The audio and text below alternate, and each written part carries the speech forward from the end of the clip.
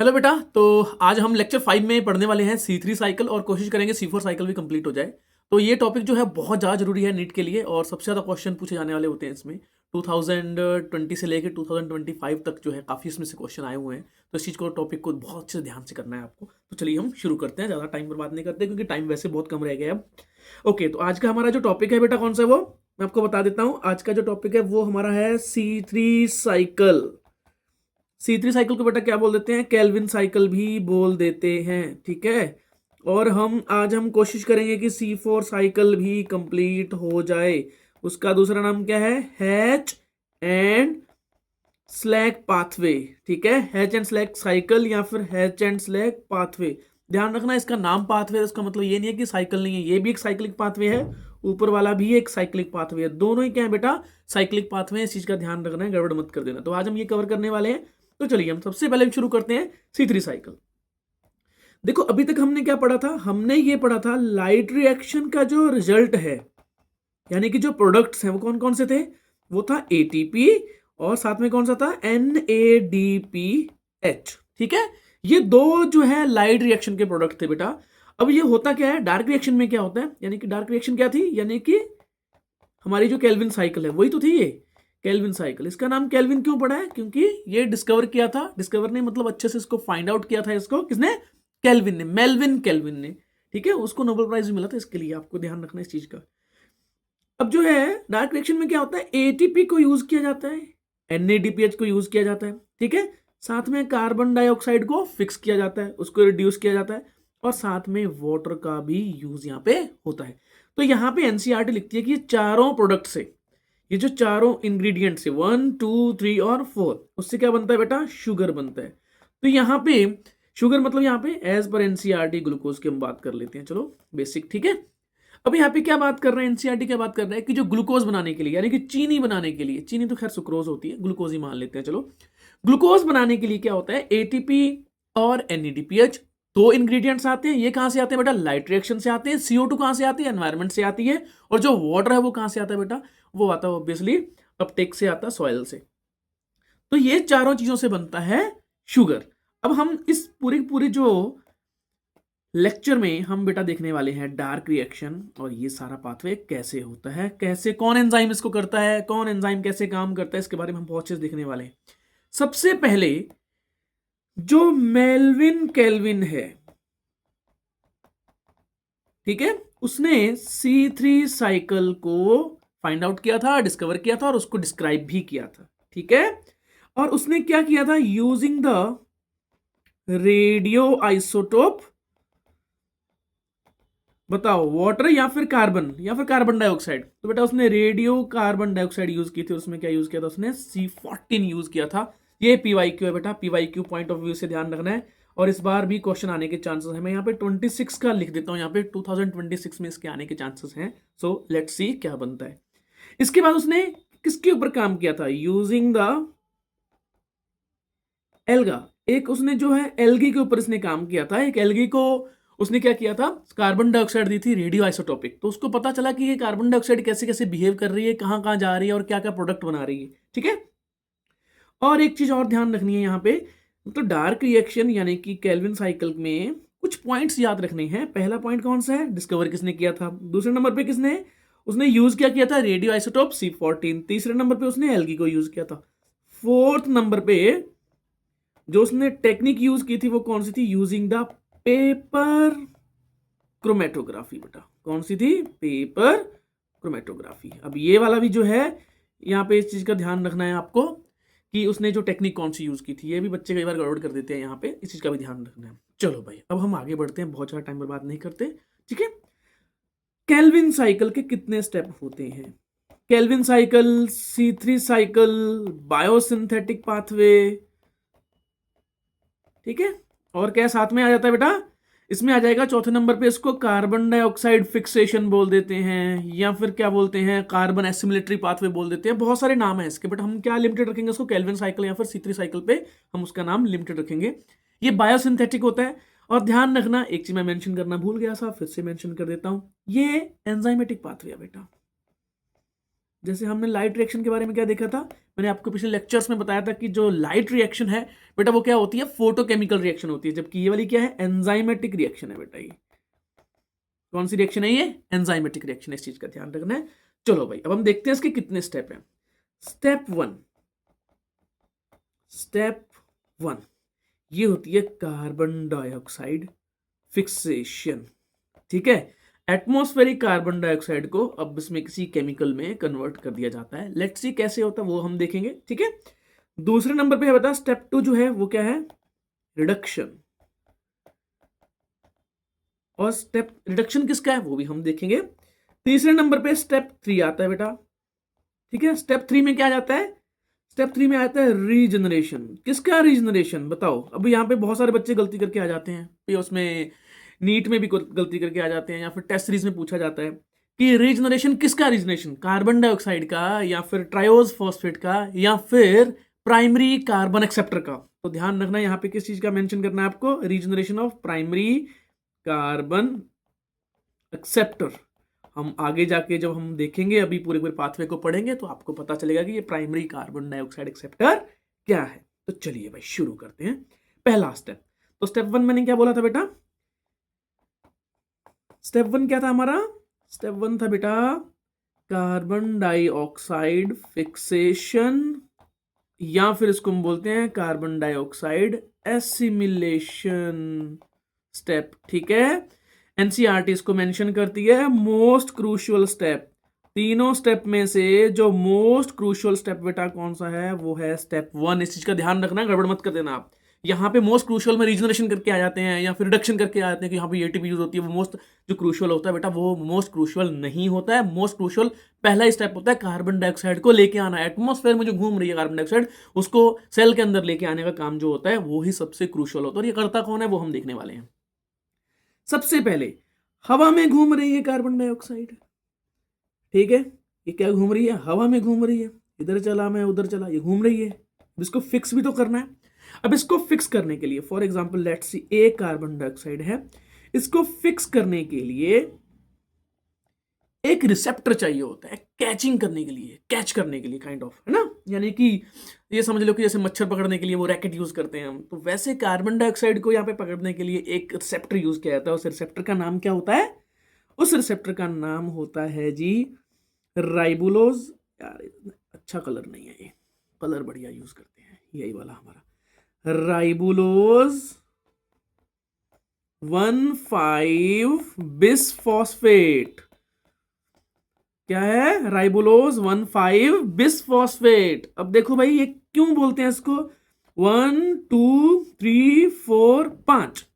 ठीक है, तो ये क्या है, फर्स्ट नंबर पे क्या लगा हुआ है, फॉस्फेट लगा हुआ है, 5 नंबर के कार्बन के ऊपर भी क्या लगा हुआ है, फॉस्फेट लगा हुआ है। एक चीज तो क्लियर है, ये कितने कार्बन है, 5 कार्बन है। एनसीईआरटी इसको मेंशन करती है ketose sugar. NEET point of view से जरूरी हो गया भाई। जो पहला कार्बन डाइऑक्साइड रिसेप्टर है C3 साइकिल में वो एक शुगर है या फिर कोई एसिड है, तो बेटा ये एक शुगर है। कौन सी शुगर है, कीटो शुगर है या फिर एल्डो शुगर है, तो बेटा ये कीटो शुगर है। इसके पास कितने फॉस्फेट होते हैं, 2 फॉस्फेट होते हैं। अब क्या करेगा ये बाइंड कर जाएगा, किसका बाइंड कर जाएगा, कार्बन डाइऑक्साइड के साथ। तो आप देख सकते हैं यहाँ पे 5 कार्बन है और यहाँ पे क्या है, 1 कार्बन है। तो एक टेम्परेरी एक क्या बनता है, 1 2 3 4 5 एंड 6 कार्बन वाला बेटा क्या बनता है, एक इंटरमीडिएट बनता है। क्या बनेगा, एक इंटरमीडिएट बनता है। ठीक है, जो कि इमीडिएटली ब्रेक डाउन हो जाता है। किसमें ब्रेक डाउन होता है इमीडिएटली, वो हम देखेंगे किसमें इमीडिएटली ब्रेक डाउन हो जाएगा बेटा, ये हो जाएगा ब्रेक डाउन 3 कार्बन कंपाउंड में, और इसका नाम क्या होगा, 3PGA, 3 फॉस्फोग्लिसरिक एसिड, 3 फॉस्फोग्लिसरेट भी बोल देते हैं इसको। तो मैं नाम लिख देता हूं 3 फॉस्फोग्लिसरेट। ठीक है, क्या है ये, 3 फॉस्फोग्लिसरेट है। इसका मतलब है कि दोनों जो है मॉलिक्यूल के पास क्या है यहाँ पे बेटा, फॉस्फेट है। इसमें एंजाइम कौन सा काम करता है, एंजाइमेटिक पाथवे है, तो पहला एंजाइम कौन सा होगा, लिखे, उस एंजाइम का नाम है रोबिस्को। क्या नाम है उसका? रुबिस्को। क्या आपको रुबिस्को की फुल फॉर्म पता है? अगर आपको पता है तो कमेंट सेक्शन में बताइए, आगे मैं बताता हूं, तब तक आप कमेंट सेक्शन में उसको मेंशन कीजिए। यह एक एंजाइम है जो क्या करेगा, एक प्राइमरी कार्बन एक्सेप्टर 5 कार्बन वाले को एक सिंगल कार्बन डाइऑक्साइड के साथ बाइंड कर देगा और एक 6 कार्बन वाला टेम्परेरी इंटरमीडिएट बनता है। बेटा ध्यान रखना है इस चीज का, ये टेम्परेरी होता है और इमीडिएटली ब्रेक डाउन हो जाता है किसमें? वो 3 पीजीए में। किसमें ब्रेक डाउन हो जाएगा? 3 पीजीए में। तो ये स्टेप था पहला स्टेप। मैं आपसे क्वेश्चन पूछता हूं कि ये क्वेश्चन बहुत बार पूछा गया है पीवाईक्यू के लिए, टेस्ट सीरीज के लिए सबसे ज्यादा जरूरी है ये, कि जो फर्स्ट एंजाइम है केल्विन साइकिल का, वो क्या है? So this first step is catalysed by rubisco. क्या नाम है? राइबुलोज, ठीक है, बिसफॉस्फेट जो कि रिसेप्टर था, कार्बोक्सिलेज एंड दूसरी एक्टिविटी उसके पास कौन सी है? ऑक्सीजनेज। कौन सी एक्टिविटी है बेटा? ऑक्सीजनेज। ये एक एंजाइम कैसा होता है बेटा? इस एंजाइम में ना 2 एक्टिव साइट होती हैं। कौन सी एक्टिव साइट होती है? 2 एक्टिव साइट होती हैं। एक कौन सी होती है? एक जो स्टैंडर्ड होती है, ये वाली कौन सी है? इसके साथ बाइंड कर सकता है, CO2 बाइंड कर सकता है। इसको अलग से रखते हैं, जगह स्पेस कम पड़ रही है यहाँ पे, इस साइड में रखते हैं इसको, दूसरी साइड। ये बेटा कौन सी एक्टिविटी है? ये जो एक्टिव साइट है वो कार्बोक्सिलेज एक्टिविटी शो करती है। दूसरी जो एक्टिव साइट है वो क्या शो करती है? ऑक्सीजिनेज एक्टिविटी शो करती है। इसका मतलब क्या है बेटा? ये वाला एंजाइम जो है ये क्या करेगा? पहले केस में कार्बोक्सिलेज में क्या करेगा? वो RuBp और कार्बन डाइऑक्साइड को जोड़ता है। दूसरे केस में क्या करेगा? वो RuBp और ऑक्सीजन को जोड़ता है। तो इसका मतलब क्या है? इसके साथ ऑक्सीजन बाइंडिंग साइट भी है और कार्बन डाइऑक्साइड बाइंडिंग साइट भी है। ये वाले पीवाईक्यूज में बहुत बार क्वेश्चन आते हैं, इस चीज का ध्यान रखना, गड़बड़ मत कर देना कि रुबिस्को के पास कितनी एक्टिविटी है। कितनी एक्टिविटी बेटा? 2 एक्टिविटी है। डबल गेम खेल रहा है ये, यहाँ पे ये डबल गेम खेल रहा है बेटा। तो समझा? नहीं समझा नहीं, ये डबल गेम खेल गया यहाँ पे, यानी कि ये दोनों के लिए बराबर है। ये कार्बन डाइऑक्साइड के साथ बाइंड कर सकता है, ऑक्सीजन के साथ भी बाइंड कर सकता है। बट एक चीज नीट नोट लिखो, इसको प्रॉपर लिखो। नीट नोट क्या है बेटा? नीट नोट ये है कि ये वाला जो एंजाइम है, कार्बन डाइऑक्साइड की तरफ ज्यादा झुकाव है इसका और ऑक्सीजन की तरफ इसका कम झुकाव है। इफ कंसंट्रेशन इज इक्वल, अगर दोनों की इक्वल कंसंट्रेशन है CO2 और ऑक्सीजन की, तो बेटा CO2 की तरफ ज्यादा भागेगा वो। ठीक है, किसकी तरफ ज्यादा भागेगा? CO2 की तरफ ज्यादा भागेगा। ये आप समझ सकते हो कि CO2 क्या है? हमारी नीड है। नीड क्यों है? आपकी तो इंस्टाग्राम है, आप लोगों के लिए मेंशन करता हूं इसको। CO2 क्या हो गया? रील्स हो गया। O2 क्या हो गया? स्टडी हो गया। तो आप किसकी तरफ ज्यादा भागते हो? रील्स की तरफ ज्यादा भागते हो। तो वैसे ही कौन करता है काम? रुबिस्को करता है। रुबिस्को एंजाइम क्या करता है? यही सेम काम करता है। ठीक है, तो ये कार्बन डाइऑक्साइड के साथ ज्यादा बाइंड करता है बेटा ये, अगर कंसंट्रेशन दोनों की इक्वल है तो। अब आपसे एक क्वेश्चन पूछता हूं, पहला क्वेश्चन और दूसरा क्वेश्चन। अगर CO2 की कंसंट्रेशन ज्यादा हो तो क्या होगा? अगर O2 की कंसंट्रेशन हो CO2 से तो क्या होगा? तो कौन सी एक्टिविटी शो होगी? ये वाले कमेंट सेक्शन में आप मेरे को बताओ। देखते हैं आप कितने बच्चे इसमें से पास होते हैं। लेट्स सी, आगे बढ़ते हैं। तो बेटा पहला स्टेप तो हमारा हो गया। पहले स्टेप का क्या रिजल्ट था? CO2 बाइंड किया, ठीक है, और RuBp बाइंड किया, जो कि 5 कार्बन था। ये 1 कार्बन था, पहले वाला क्या था? 1 कार्बन। ये क्या था? 5 कार्बन। इससे क्या बना? एक 6 कार्बन इंटरमीडिएट बना, और उसके बाद क्या बना? 3 कार्बन वाला क्या बन गया बेटा? PGA बन गया। अच्छा, 3 कार्बन वाला PGA बना है, hence it is called C3 cycle. तो पहला जो स्टेबल प्रोडक्ट है वो कौन सा है? 6 कार्बन वाला है या 6 कार्बन वाला है? सॉरी, एक ही बात होगी, वो तो 6 कार्बन वाला है कि 3 कार्बन वाला है? तो बेटा 3 कार्बन वाला है, इसी वजह से इसका नाम क्या हो गया? C3 साइकिल हो गया। गरीब है हम, सस्ता यूज कर रहे हैं। आगे बढ़ते हैं। अरे यार हटो। ठीक है, ये वाला पहला स्टेप हो गया। अब हम आगे बढ़ते हैं सेकंड स्टेप की तरफ। सेकंड स्टेप कौन सा है बेटा? सेकंड जो स्टेप है जो मैंने आपको बताया था वो कौन सा है? रिडक्शन है। तो रिडक्शन किसका होगा? रिडक्शन जो है बेटा वो होगा 3-फॉस्फोग्लिसरिक एसिड का। इस केस में क्या होगा? एक चीज ध्यान रखना, अभी तक हमने क्या पढ़ा था? जो 3 PGA बना है, क्या बना बेटा? 3 PGA किससे बना था? वो फर्स्ट स्टेप से बना था। किससे बना था वो? फर्स्ट स्टेप से। अब वो क्या करेगा? ये मल्टी पाथवे होता है, ध्यान रखना, ये एनसीईआरटी ध्यान से मेंशन भी करती है इसको। सेकंड 2 जो है एरो दिए हुए हैं इसमें, यानी कि ये जो है 2 स्टेप पाथवे होता है। मैनी एंजाइम्स इसमें काम कर रहे होते हैं। इसके बारे में एनसीईआरटी मेंशन नहीं करती है कि कौन कौन से एंजाइम काम कर रहे हैं, तो आपको पढ़ना भी नहीं है, इतना लोड लेने की जरूरत नहीं है। अब इसका एंड रिजल्ट क्या बनता है? इससे बनते हैं बेटा ट्रायोज फॉस्फेट शुगर। कौन सी बनते हैं? Triose phosphate sugar. मैं आपको बता देता हूँ कौन कौन से होते हैं, आपने पढ़े भी होंगे। धप्पा। कौन सा? Di hydroxy acetone phosphate and पागल फॉस्फोग्लिसरैल्डिहाइड। ये दोनों के दोनों क्या है बेटा? ट्रायोज फॉस्फेट हैं। इस केस में अब यहां पे ध्यान रखना, इस केस में यहां पे एटीपी कंज्यूम होती है। क्या कंज्यूम होती है बेटा? एटीपी कंज्यूम होती है।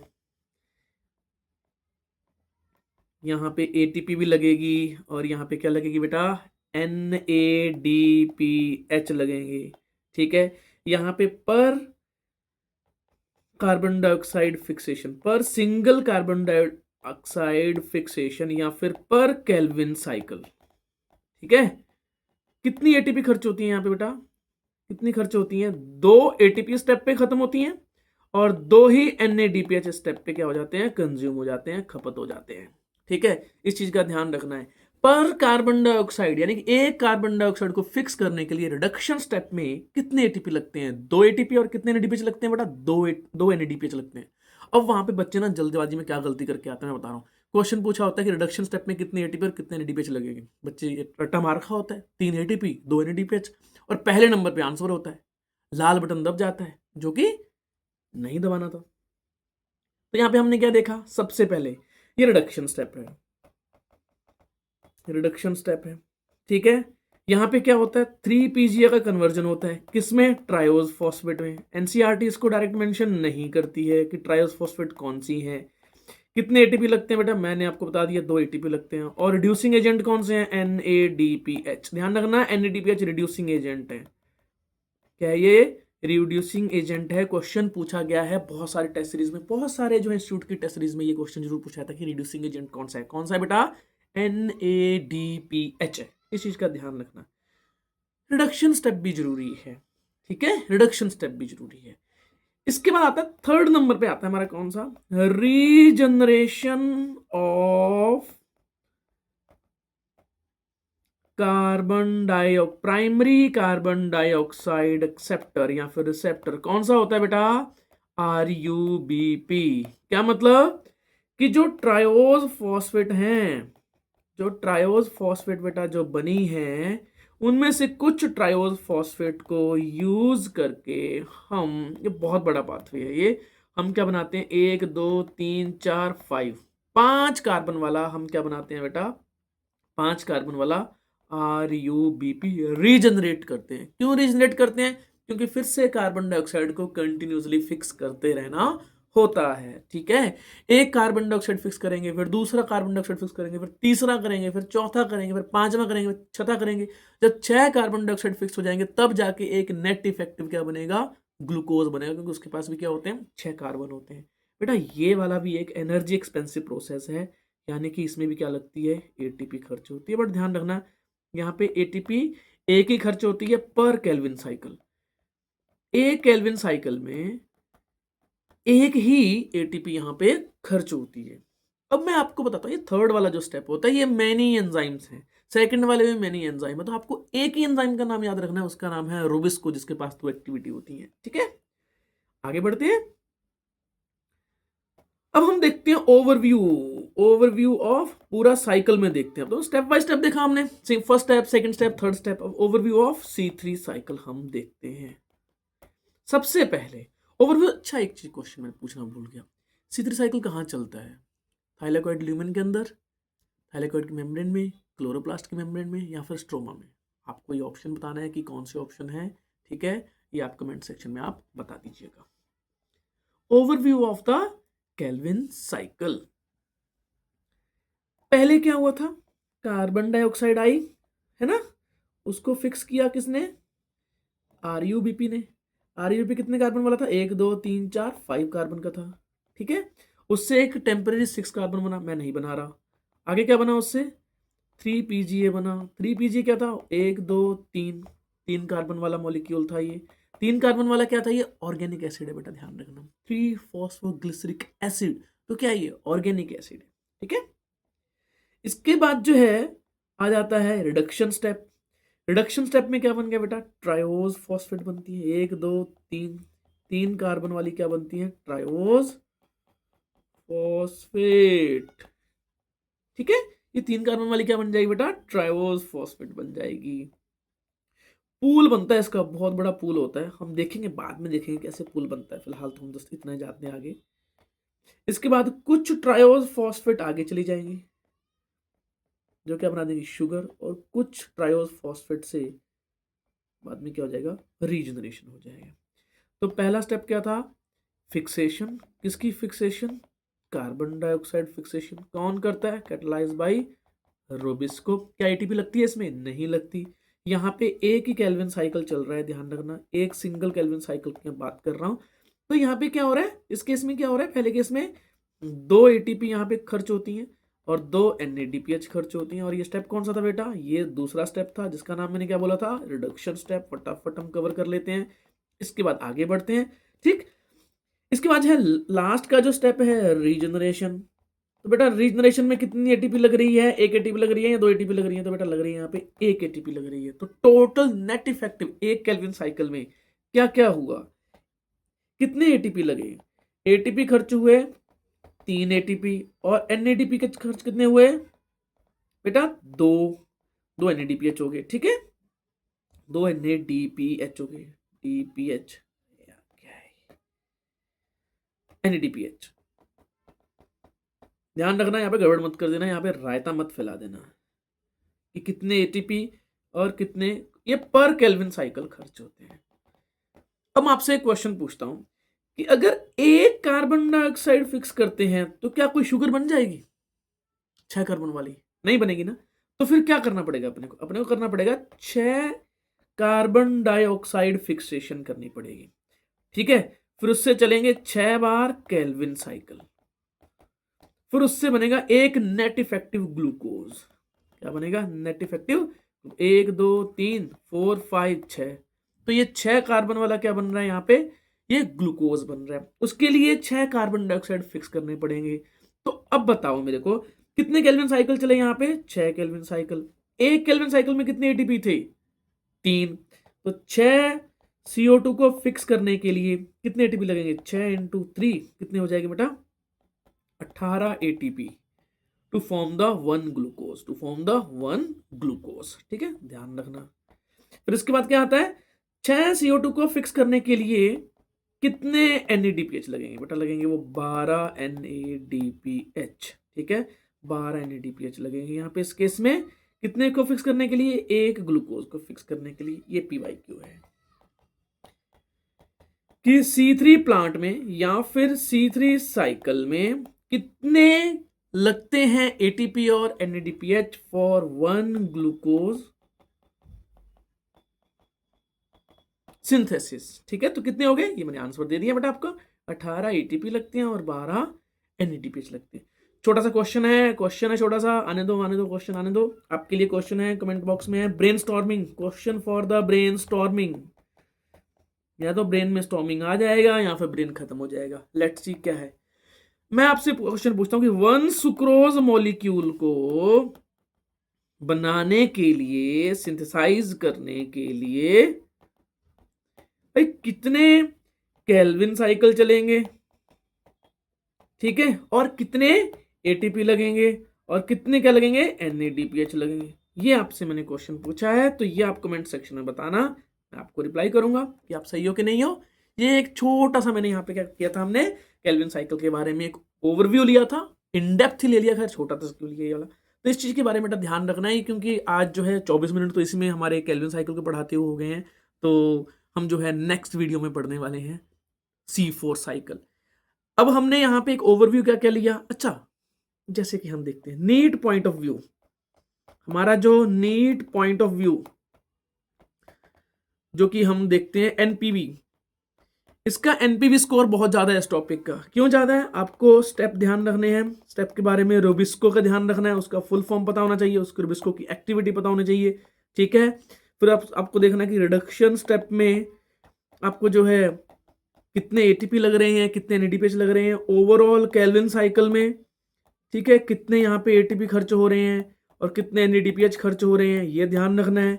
आपको ध्यान रखना है कि ये साइट क्या है, आपको ध्यान रखना है कि डिस्कवर किसने किया था, कहाँ डिस्कवर किया था और कौन से ऑर्गेनिज्म को यूज़ किया था, एल्गा को यूज़ किया था, साथ में क्या C14 रेडियो आइसोटोप को यूज़ किया था। हाँ बिल्कुल ठीक है, इसकी वजह से मेल्विन केल्विन को क्या नोबेल प्राइज़ मिला था। हाँ बेटा नोबेल प्राइज़ भी मिला था उसको, इस चीज़ का ध्यान रखना है।